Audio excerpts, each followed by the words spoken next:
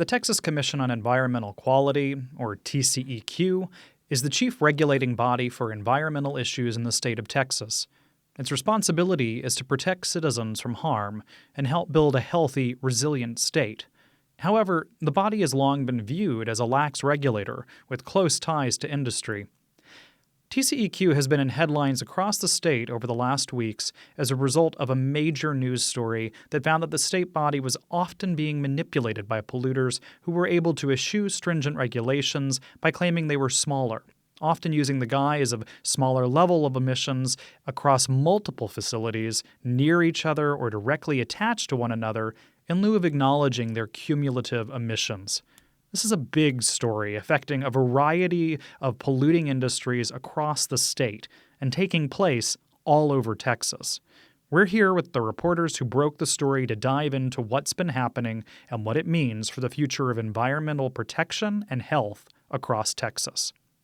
I'm Weston Twardowski, an instructor in Rice University's Environmental Studies program and the program manager of the Diluvial Houston Initiative, and you're listening to Gulf Streams on KPFT Houston 90.1 FM, Galveston 89.5 FM, and Huntsville 89.7 FM, where we talk with leading experts and community leaders to better understand the environmental problems and potential solutions facing our community. And so today in the studio, we have the three reporters who originally broke this story, Dylan Baddour, Martha Pskowski, and Alejandra Martinez. Thank you so much for joining us. We're so excited to talk to you about this important issue. Yeah, happy to be here. So just to start us off, can you introduce yourselves to our listeners and tell us a little about who you are, who you work for, and how you came across this story? Sure. Well, my name is Dylan Baddour. I cover Texas for Inside Climate News.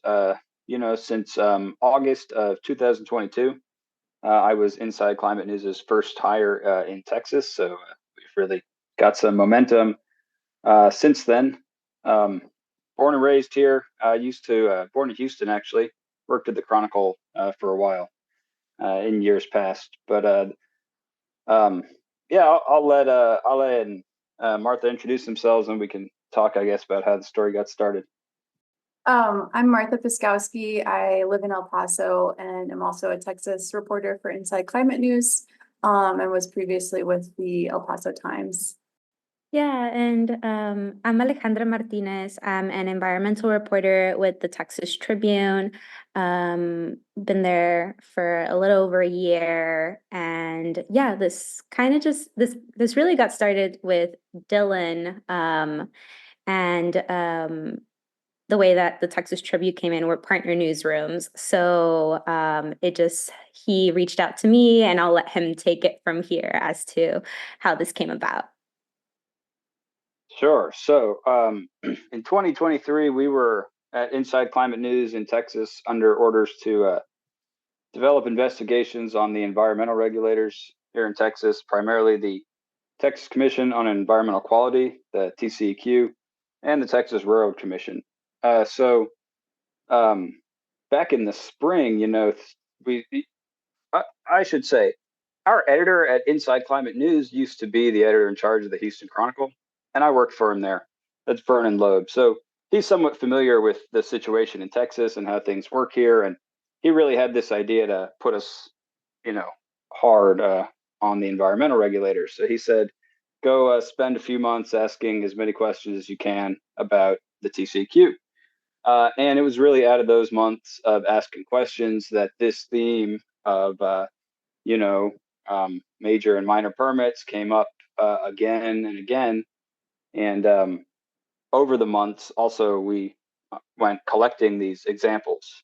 In the end, we had 10 of them. Every time one of those came up, just sort of jotted down. And then when it came time to really dive in, we built out all 10 of those examples, as you could read in the story.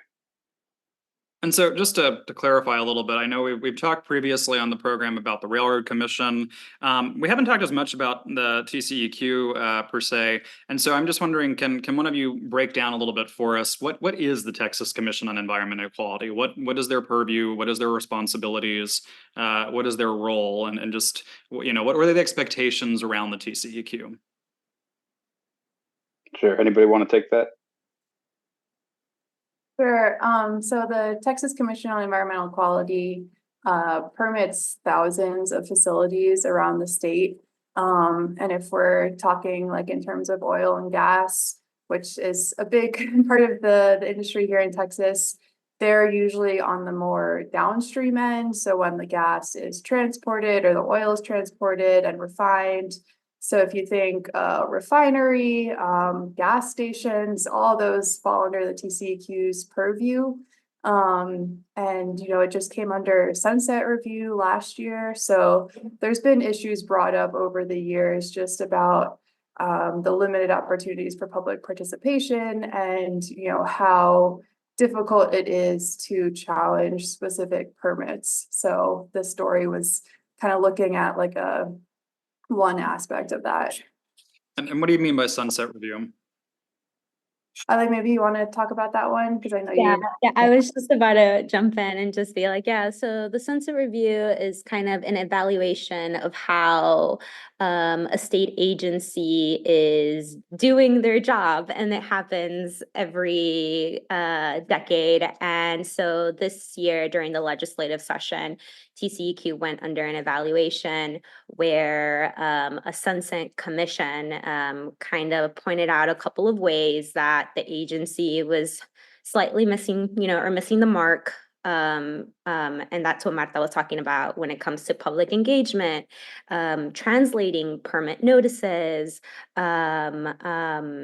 cutting public comment periods right after a meeting and not allowing for more public comments afterwards. Maybe residents might have found out about this late when it was being talked, the minute it was being talked about, not before, right? And how to engage with communities prior to these decisions being made. So you mentioned what do kind of people expect from the TCEQ? And it goes back to what Dylan was kind of talking about and a lot of conversations that I feel like the three of us have had with residents. Their faith in the TCEQ is low, and they just wish there was more communications and opportunities to weigh in ahead of like big decisions like this being made. And so to clarify there, a good part of what you're talking about is really that role of TCEQ as environmental regulators, protecting citizens from pollution, from various other environmental problems, right? Yeah, correct. Mm-hmm. And so I want to jump back now. Dylan had started to walk through kind of the main thrust of your article, which is focusing on these regulations really across the state, and you have 10 examples, which you also note is not meant to represent every example of this problem in the state, but rather just kind of a here are 10 that we focused on. But you mentioned this major versus minor permitting, and there's a lot of granular and important detail in the article, and so I want to give some attention to what exactly is this difference between major and minor permitting, and why does it matter? Why are we reading about it in the Houston Chronicle and the Texas Observer and the Texas Tribune and everywhere else that's running with this story that you just put out? Well, you're reading about it in all those places because ICN has a great partner distribution network, and we're making great impact in Texas. So major and minor permits, as you say, this is very complicated, but to boil it all down,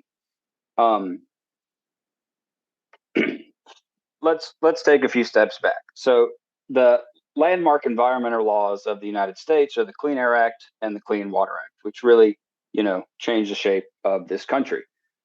Those acts required the states to take these federal laws and enforce them, and the states make their own plans and how to enforce them.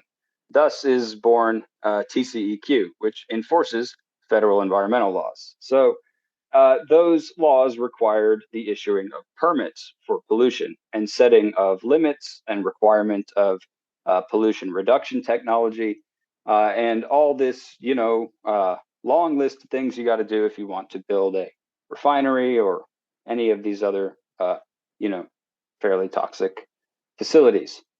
So these laws set very detailed requirements for what permitting entails, and they split basically permitting into two categories. major and minor. Lots of people would say that's way too simple to say it, but we'll go with that. There's no fixed number on what is the difference between a major and a minor. The rules change based on the substance and the spot. But for example, 25 tons per year of volatile organic compound emissions can be the threshold for a major source. If Sorry, you propose to tell us a little what is volatile compound? what is that Yeah. that you just said? Yeah. See, there's a lot of points that need to be broken out here. So volatile organic compounds is basically, you probably know it as the smell of gas, butane, methane. Volatile means that it's gaseous at atmospheric temperature and pressure. And organic compounds means that it is, carbon-based, which in fact, most of these will come from petroleum. Okay. So methane is I think the most common volatile organic compound, or VOC. But petroleum and petroleum gas are full of hundreds of such gases, including things like xylene and benzene, and 100 that you've never heard of. So None of these sound like they're good for me. This doesn't sound like a nice, healthy environment. No, and benzene particularly bad for you. Yeah. So we can reference these as VOCs moving forward, because that's typically what people call them. VOCs, volatile organic compound. Again. Uh-huh. But they're a main contributor to ozone, which most of the cities in Texas have a ozone or smog problem. So VOCs are one of the big contributors to ozone that we see in all our cities. No, thank you for that note. Yeah, that's Houston is one of the things that we talk about constantly is ozone levels. There's a number of communities in town where we really can't trace where the ozone is coming from, but we know they have elevated. I'm thinking of A-leaf in particular, but that's really thank you. That's helpful. Yeah. Which ozone contributes to respiratory problems and impacts health and asthma. And so, yeah. Yeah, thank you. All right, let's get back to the major and minor, because now we're at the point. So you got to get a permit for a major or minor source. A permit for a major source of pollution requires a lot. Air modeling and impact analysis, a whole public input and engagement process. Depending on where you are, it may include pollution offset credits. So you have to pay to remove as much pollution as you're proposing to contribute, and many things like this. So the key here is that companies have a whole arsenal of tricks to avoid classifying their facilities as major. So when they seek these federally required pollution permits, they do not have to engage in any of that, pretty stringent review that would be required by federal law for a major source. So that's what we tried to document in this investigation. And so what, you mentioned that the major review really requires a whole lot of things and the minor is easier, but can you give us just a little more detail on like what is required for a minor permit? It's nothing like this, or what is the real difference there? Well, there are several permits that fit under the category of minor permit. They can be called standard permit and a permit by rule. So it varies. However, in the most drastic variations, let's say application for a major pollution permit can be hundreds of pages long, a massive binder. An application for a permit by rule can be 3 to 4 pages long. I think to file an application for a major permit can cost, $75,000 more or less. That's your application fee. For a permit by rule, I'm not sure what it is actually, but it's probably $1,000 or less. Wow. It's a huge difference, and the time that it takes to prepare this application and the costs that it takes to hire a consulting firm to prepare this application are hugely different. Not to mention, for a major permit application, it has to be submitted for federal review by the EPA. And the EPA then gets a chance to poke holes in it and tell you things to fix. A minor permit has no such requirements. So you don't, the EPA doesn't need to check your work. And there are lots of things like that, but it's a tremendous difference, really, in the requirements for those two permit classes. So, I mean, one of the things you mentioned earlier was the fact that the TCEQ is responsible for enforcing those federal regulations, those federal guidelines.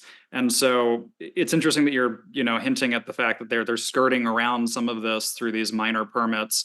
One of the things that I think is that you make really clear in there is that skirting around. And there's at least one really great graphic in the article that breaks out a plant that gets approved in stages, I think is right, and winds up being 3 minor permits that are all directly next to each other, and you can see kind of where the first group gets approved and put in, and the second is right next door, and that these are all it's not 3 separate facilities on 3 parts of town. These are directly next to each other. So can you talk a little about how corporations are really just using this not just as we'll switch to a smaller facility, we'll not build a major plant, but are actually, it seems, really building major facilities under the guise of minor permits.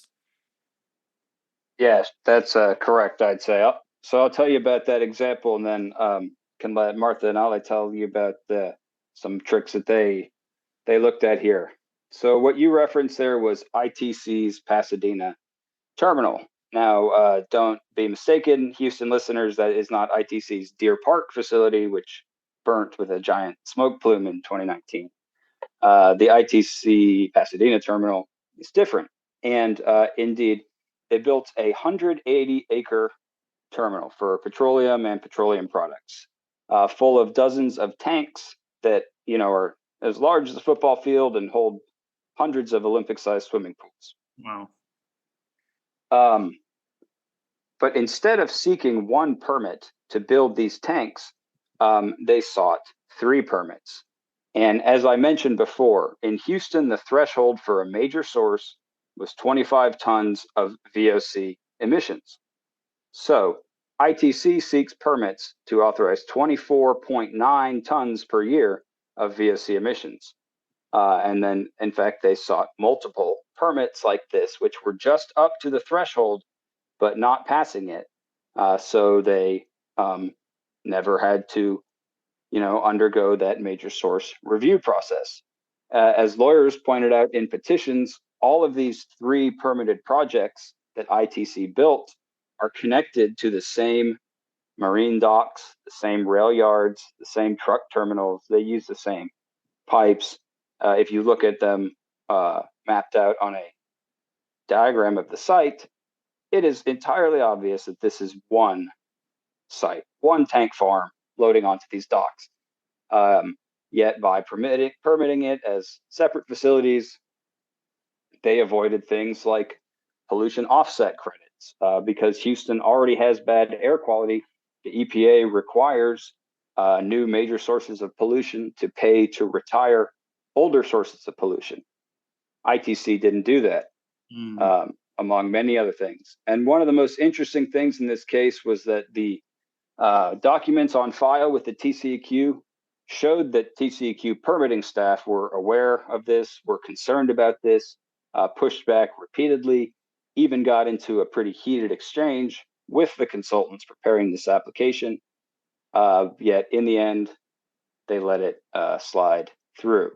So say more about tactic. that. I mean, if it seems like TCEQ is pushing back here, then what's happening? Why does it suddenly?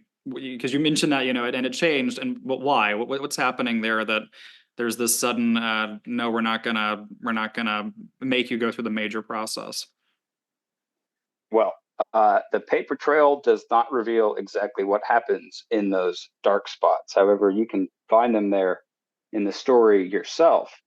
We chose not to quote, outside experts who would all be anonymous because they can't talk to Inside Climate News. We chose not to quote them speculating.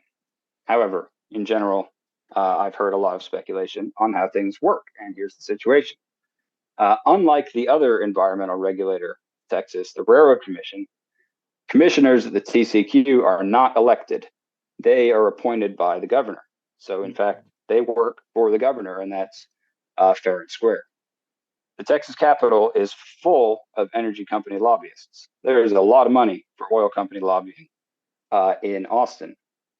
So, in fact, if you have trouble getting your, multi-billion-dollar oil project through the TCEQ, you do have the option of hiring a lobbyist to contact the governor's office, to ask the governor, to ask the commissioners to help you move through this process more freely.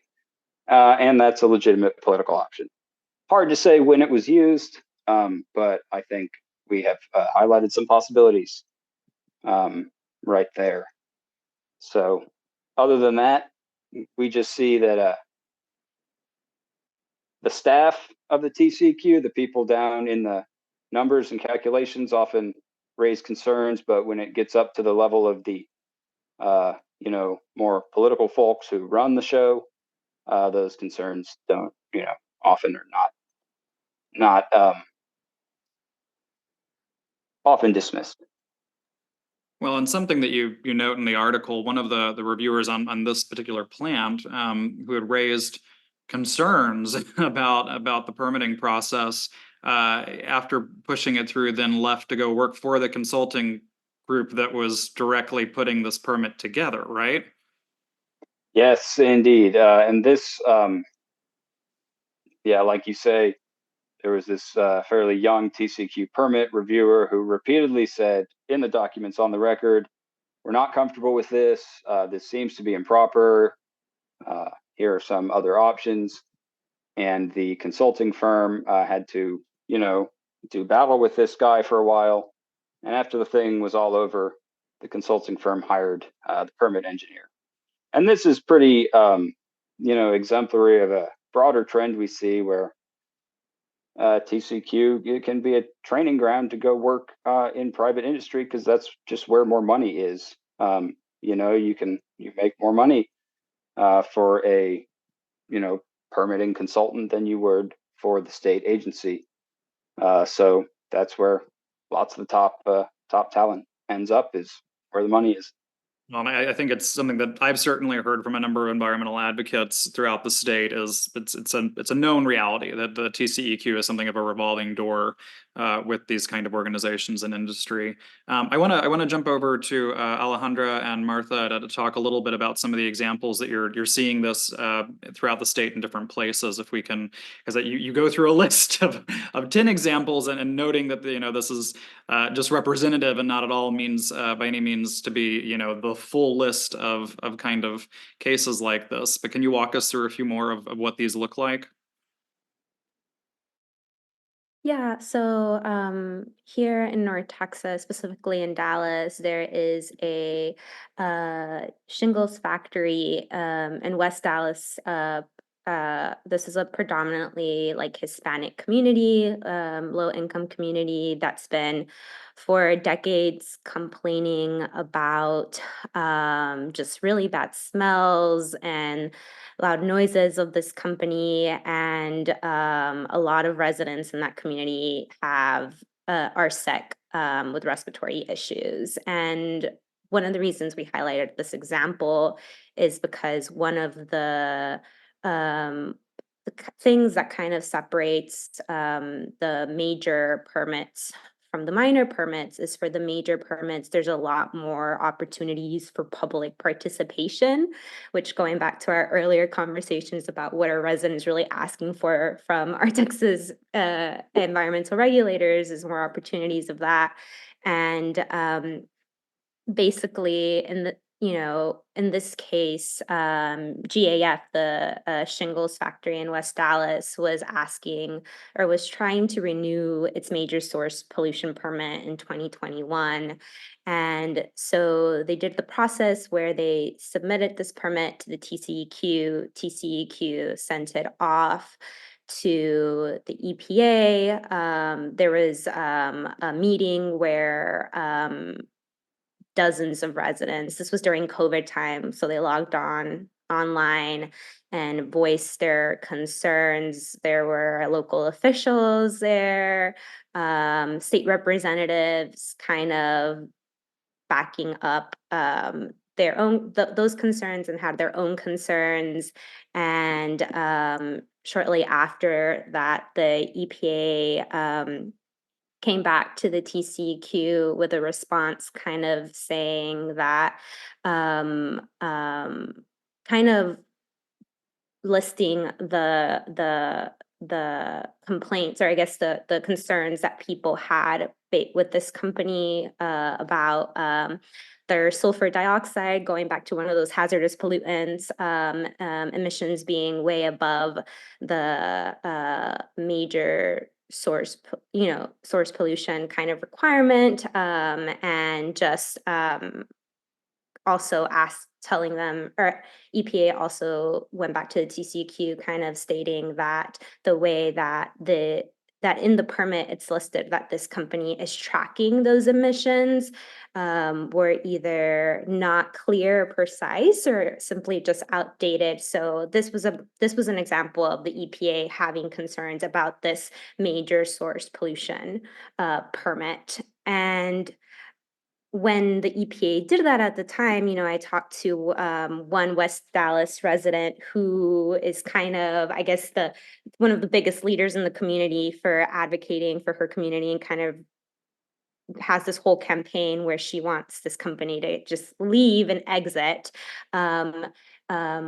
She was saying that when the EPA kind of took that stance and went back to the TCEQ, it was a moment of like victory and celebration for them, because it was kind of indicative that, oh, someone's looking at us and paying attention to our concerns, and they're not just us being worried, but there's actual evidence that there's something fishy or something wrong here. And but that kind of moment didn't really last long, because shortly after those objections from the EPA, this same company, GAF, the shingle factory, voided that major source permit and applied instead for a minor permit, saying that, proposing that they were gonna decommission one of their production lines, lower emissions, and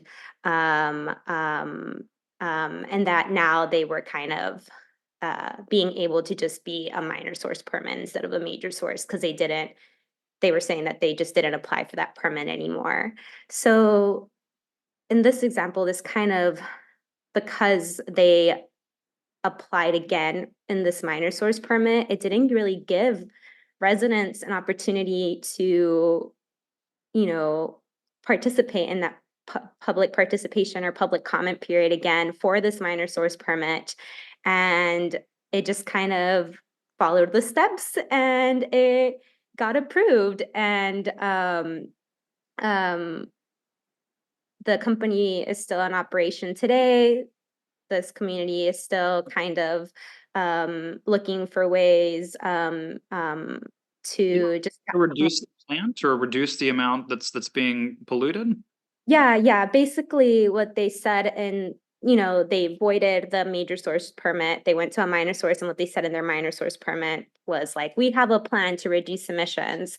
We are gonna stop working this one line, which actually, according to some people, it had stopped work. They had stopped using that line years prior. So some lawyers who represent a lawyer that represents the West Dallas community said, well, that doesn't really count, because that line of production was already not in use, right? So there was they listed a number of examples that they called it, the GAF representatives called it like a plan to reduce emissions. And that's how they were able to apply for the minor source permit. So in the residents' eyes, they were still just, especially in Janie's eyes, she was just unhappy in the way that it was very evident to her in this line of events that how can a company that has been a major source for so long just kind of retract their application when the EPA objects and says, you've done X, Y, and Z, wrong, and we need you to like kind of fix those issues, and then apply for a minor source and then be approved by state regulators, because in that process, they don't need input. There's no input needed from the federal agency. And so, I mean, I think something as well there that you've hinted at that it's come up a little bit, but I mean, that's worth reinforcing is that fact that there's not these on the ground need for community impact as well, and for really engagement there for the minor source, which, yeah, I can certainly imagine that if you were, a member of the community who thought they were going to have say in this, and then suddenly find, oh no, we can go through a different permitting process and just not let locals weigh in. Yeah, how disenfranchising that would feel. Yeah, and at the same time, while all of this was happening, the company was also in talks with the city council. Basically, these concerns from residents have happened for so long that they've gone to their council members, and they've also raised them up there in Dallas. And so the Dallas city council member that represents that district said at the time that he was going to start conversations with this company so there can be more communication between like the company and its residents, and holding potential town halls and things like that. So while this, environmental regulation process was going, these conversations were happening. And for residents, I felt like we're seeing two different things being like happening at the same time. The company kind of trying to classify themselves as a minor source, and then also saying that they want to have these conversations with us and have a plan of exiting the community. And so for them, and those conversations are still ongoing. This company in West Dallas had promised or had said and put out a press release that they were going to leave this community and have a plan of exit within 7 years from this community because of concerns from residents, but there just hasn't been anything concrete or any sort of like documentation to prove that. So this is just like an ongoing battle for residents. And yeah, and I think for Janie in particular, who was kind of at that moment in 2021 on the rise of her like environmental activism, this was the first indicator of for her that this kind of skirting or this kind of thing can happen in Texas. Thanks. Martha, I think did you want to jump in? Sure. I'll talk about some of the examples I worked on. One is related to these upset events, which the Environmental Integrity Project is an NGO that's done a lot looking into this issue. So in these cases, companies have permits that are under the major source threshold. So one of the examples I wrote about is a emergency flare owned by Chevron out in Crane County. So this would be to flare off excess natural gas. Okay. And the flare is actually only permitted for enough emissions for basically the pilot light, not the gas that's being flared. How is that possible? We should ask TCEQ more about that one, but essentially, because that's under the threshold, then the company has been reporting emissions as upset events, which is sort of a wider problem in TCEQ's regulations, because companies can say this is an upset event, therefore emergencies or unanticipated issues that they can't plan for. So all of those emissions that they report as upset events do not count towards their permitted amount of emissions. So in this case, the flare, they reported upset events of sulfur dioxide specifically, that for 4 consecutive years, those emissions exceeded what a major source permit what would trigger a major source permit. But because they were reported as upset events, Chevron remained in compliance with their minor source permit. In this case, the company has enrolled in a kind of voluntary compliance program with the TCEQ. So they did somewhat acknowledge this is an issue. But lawyers with Environmental Integrity Project have pointed this out for years, that the TCEQ doesn't really follow up in most cases to say, was this actually an emergency? How can you prove that your company couldn't have foreseen this?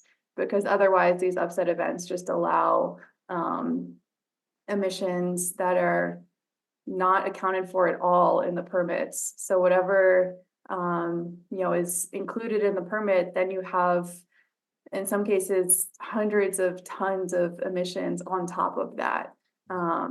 So those were two of the examples we included of how these upset events allow companies to get a minor source permit, but ultimately emit as much pollution as a major source would emit.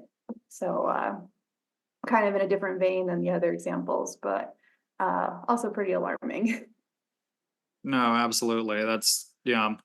So one of the things that I am confused on there is, and this gets to somewhat what Alejandra was talking about, is is the role of the EPA, and I realize they're a federal regulator, and I realize that the minor permits are allowing TCEQ to get around that, but it seems like EPA is occasionally rejecting things or weighing in or saying things are not being fairly adjudicated.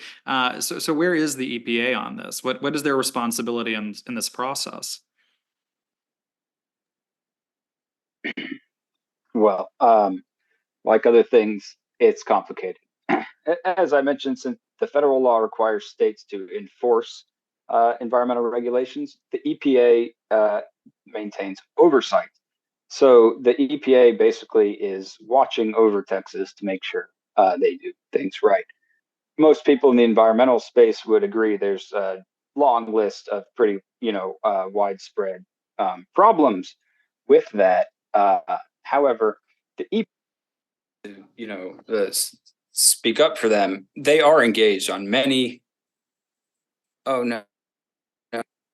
Sorry, my headphones have disconnected. Can you go back just like 30 seconds and repeat what you were saying, because we kind of lost the audio on you. Sorry. The EPA is engaged in many tiny fronts on these permits. They're do lots of little things, little tweaks, little comments, a lot.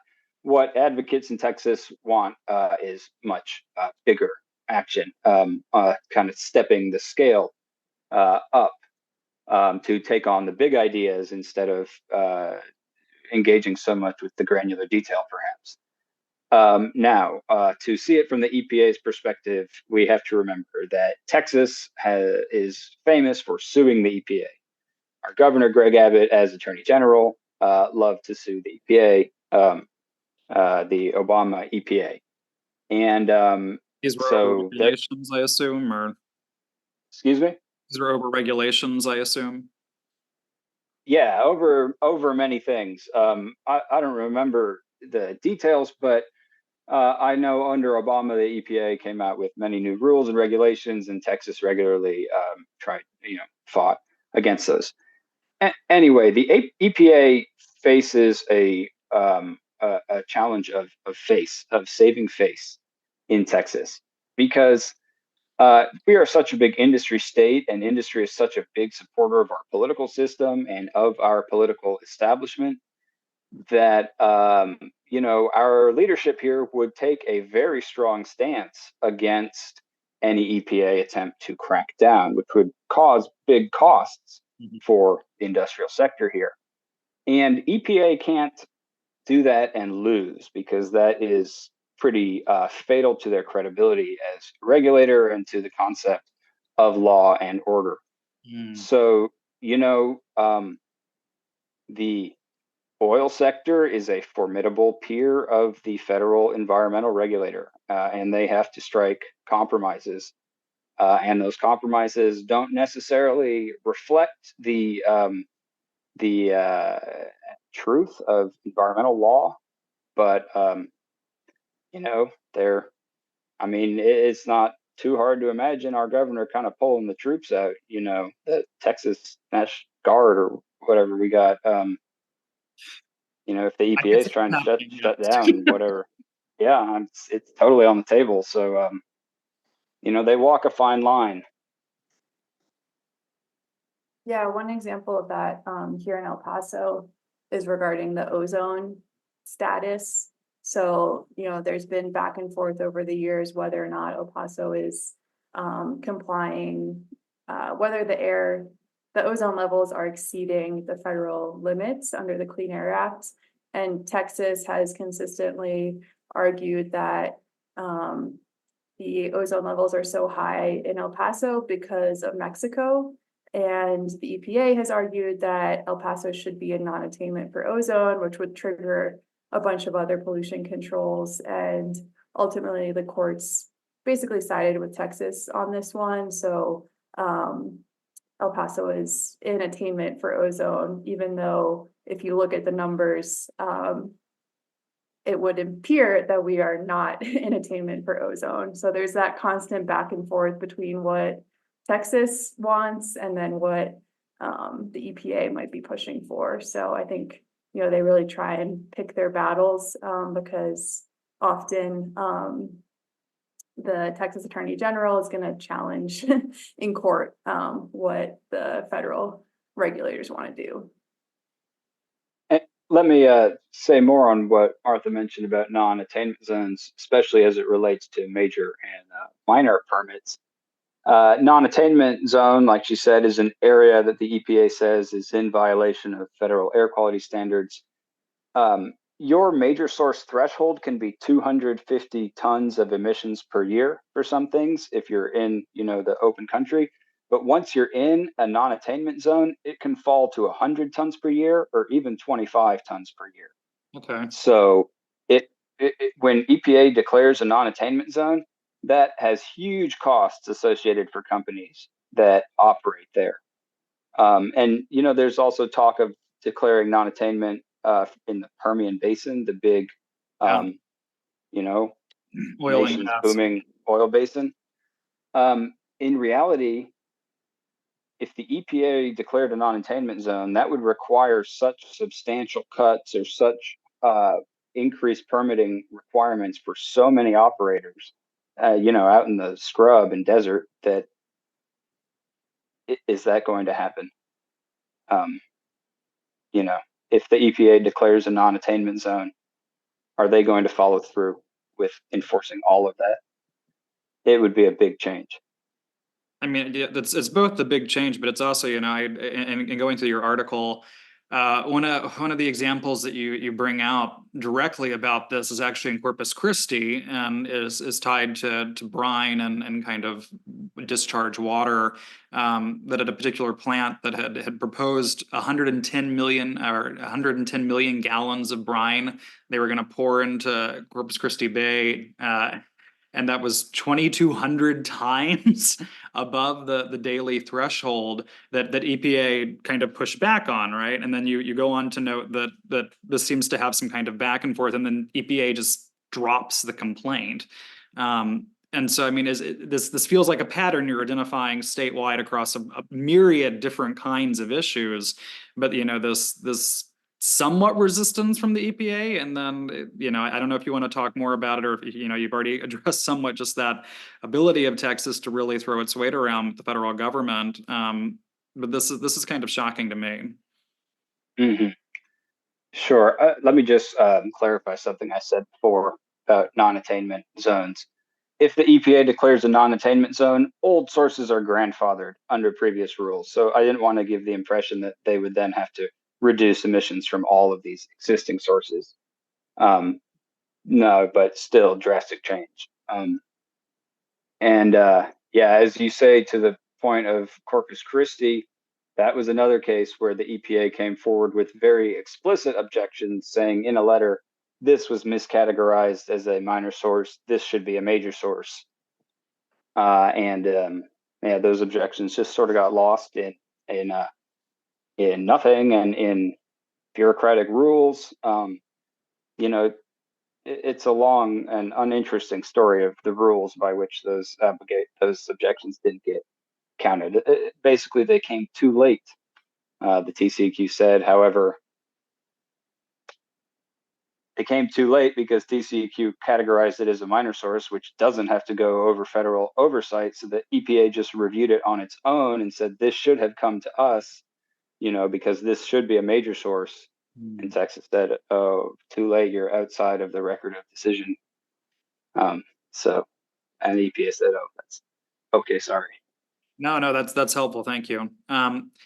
So we're coming to the end of our time to chat about this, and while I still have a couple of minutes with you, I want to ask about first, what do you think needs to happen to address this or to remedy this in any way? Are there things that we can be doing? Are there things that citizens should be doing? And then are there other things that you really want to highlight that, from writing this, from all of the research you've done, from all the conversations that you've had, are there other major takeaways you really want to leave people with? I'd say, these are very complex processes and, we had a very long story about it, but there's, I think ways people still can get involved and educate themselves. I know like Airlines Houston is one group that puts a lot of information to residents so they know when these hearings are happening, they know when these deadlines are, because oftentimes people will find out and it's too late. Those sorts of community organizing efforts can make a big difference, because even if a permit goes forward, there are cases where there have been concessions made or changes, but that really requires like people knowing and putting that pressure on the regulators. Yeah, I would echo that. I'd say that people need to be involved, because sort of our democracy here needs that. And in fact, the Clean Air and Clean Water Acts were designed to incorporate that public involvement. And it's important because if this is only a discussion between industry and industry-friendly regulators, then some obvious objections, real obvious problems, might never be pointed out. And that's where people come in. Industry can have all these lawyers working for them, to move these applications through. On the other side, people scrutinizing them are just a few nonprofit workers, and then citizens who are concerned about their own situation. So it's important for people to be involved. Where Texas is a strong and booming industry state, and we're thankful for that, and we obviously need and use all this stuff that we're provided with, but we also don't want to follow the trajectories of places like London in the 1840s, or Ohio and Indiana and their industrial booms, which kind of just charge wantonly forward and then leave this horrible toxic wasteland that has to be cleaned up. I think we're in a position where we're smart enough these days to do it responsibly and avoid those situations that we've seen time and time before, but it's going to take a sort of minimum of public engagement. And I think also, public awareness that these kind of issues are happening. I think one of the things that resonated with me the most while reporting that is going back to that West Dallas resident. She felt very seen when I broke down that this did not just happen in the West Dallas case, that it happened all across the state.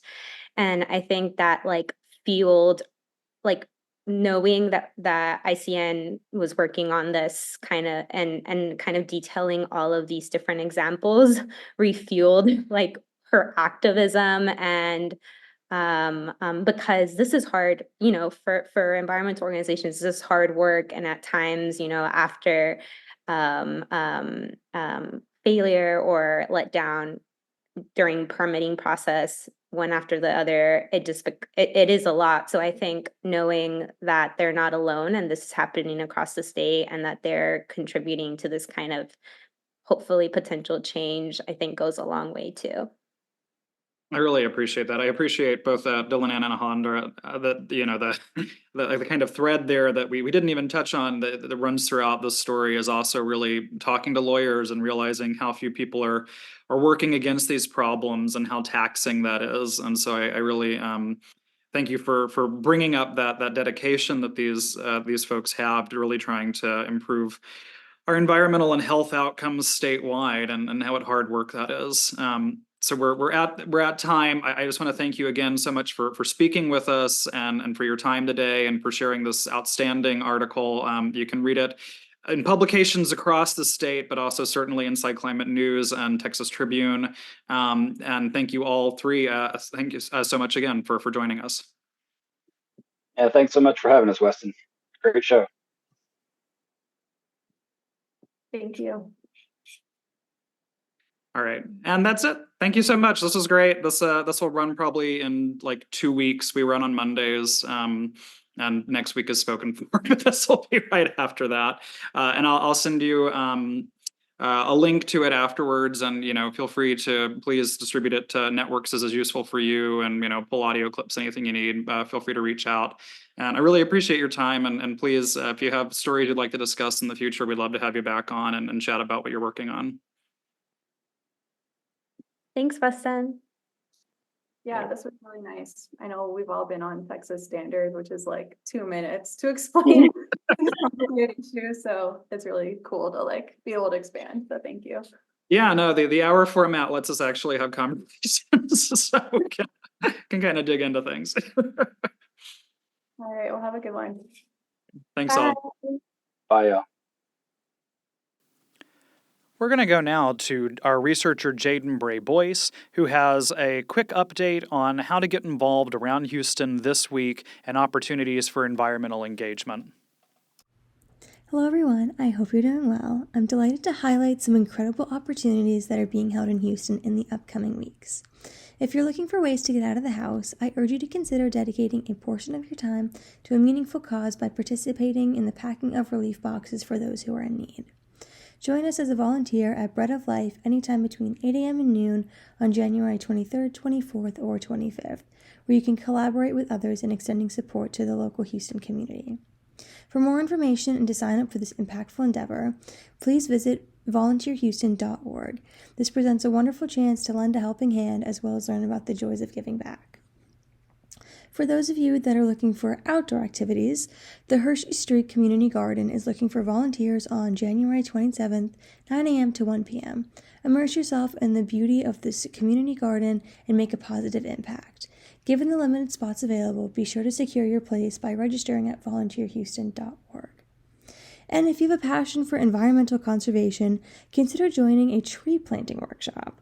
For a small fee, you'll have the opportunity to be surrounded by nature, acquire knowledge about the optimal tree planting practices, and share moments with friends, families, or even strangers. The period from November to February is ideal for tree planting in Houston, and on January 27th from 10 a.m. to noon, the Houston Arboretum and Nature Center will be hosting a hands-on workshop. Explore the best techniques from selecting the right location to post-planting care. Don't let this fabulous opportunity pass you by. Head on over to the Houston Arboretum and Nature Center to sign up today. So with that, I wish you all a wonderful rest of your day. A quick reminder that if you're enjoying Gulf Streams, please check out our podcast. You can listen to previous episodes anytime on your favorite podcast app. We also feature occasional bonus content only available through the podcast, so please make sure to subscribe so that you can keep up to date on all the news, stories, and ideas featured here on Gulf Streams. Up next time on Gulf Streams, we'll be talking about climate change and migration, how the changing world is already creating new emergencies, and what the future holds in a world with a growing number of climate refugees. If you have questions or ideas for what you'd like featured on Gulf Streams, leave a voicemail at 713-348-4081 or email me at westont@rice.edu. Gulfstreams is a co-production of KPFT Houston and Rice's Center for Environmental Studies, with support from the Andrew W. Mellon Foundation and the Rice Sustainability Institute's Eco Studio. Produced by Weston Twardowski. Co-produced by Joseph Campana. Audio engineer Rico Enriquez. Research support provided by Jaden Bray-Boyce and Sienna Yen. Stay tuned for the R&R Show with Ronnie Renfro and Tom Richards here on KPFT Houston 90.1 FM, Galveston 89.5 FM, and Huntsville 89.7 FM.